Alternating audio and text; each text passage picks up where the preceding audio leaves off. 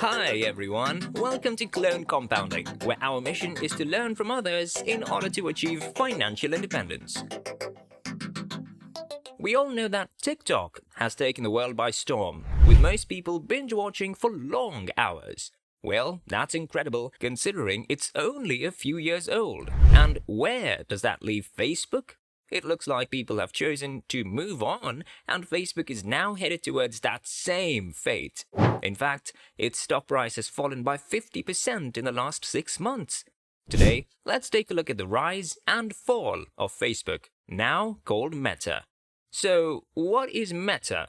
It's the social networking giant platform that is used by roughly 4 billion humans globally. It includes Facebook, Instagram, WhatsApp, and Messenger apps. Meta is led by Mark Zuckerberg, a self-taught computer engineer who started the social networking site called FaceMash in 2004 from his dorm room at Harvard University. Over the years, Facebook grew to hundreds of colleges and universities, and then beyond these communities. When Facebook went public in 2012, it raised $16 billion, making it the most lucrative internet IPO in history. Over the years, Facebook purchased dozens of businesses, including Instagram, for $1 billion in 2012, considered one of the best acquisitions in the recent times. WhatsApp for $22 billion, Oculus VR for $2 billion, and numerous other companies in the artificial intelligence space. Soon, it dominated the digital advertising market. It reached a point where Facebook and Google directly controlled more than 60% of digital advertising market. Facebook's revenue had gone up from $2 billion in 2010 to $120 billion in 2021. Its growth can only be described as exponential. It is one of the best money-making machines, with much better profit margins than Apple or Google. However, around 2018, Facebook started showing signs of turning into a sinking ship. Facebook was clouded by many allegations on data privacy, influencing elections, and negatively impacting the social fabric. Many people remember the Cambridge Analytica scandal, where personal data for around 90 million users was extracted and used to support Donald Trump's presidential campaigns in 2016. Once the news broke out, Facebook faced the wrath from users and from Washington. Mark Zuckerberg spent long hours in front of the Senate committee to explain Facebook's actions. More recently, the Instagram whistleblower scandal broke out, in which it was alleged that Facebook knew the harm Instagram was doing to teenagers and yet did not do anything about it.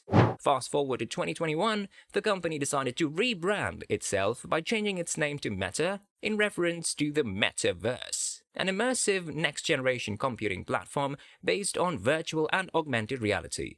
Mark Zuckerberg unveiled Meta and shared that its goal is to explore the metaverse and support social interactions and community building with an enhanced sense of presence. When projected into the real world, Metaverse will enable you to collaborate on activities and share unique experiences that you may not be able to carry out in the actual physical world. It marks the beginning of a new era. Meta is investing around $10 to $20 billion annually on co-developing Metaverse. For Zuckerberg, Metaverse is the future, and he paints a picture of the Metaverse that is populated with online meeting places.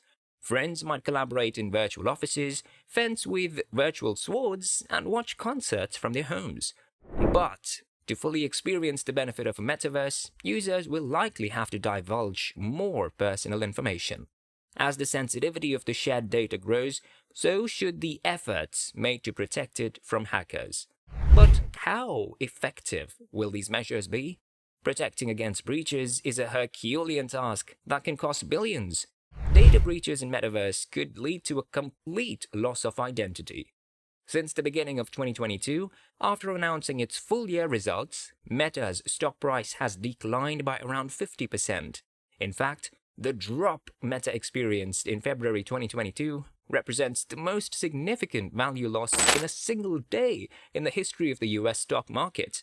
In another blow, Sheryl Sandberg, the chief operating officer and the powerful brain behind making Meta a money-making machine, is leaving the company after 14 years, but will stay on the board.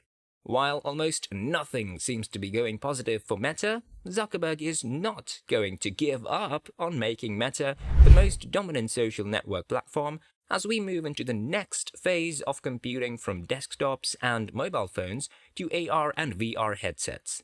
He's pivoting the company towards this new platform. It is important to note that he remains the only founder CEO amongst the big tech companies.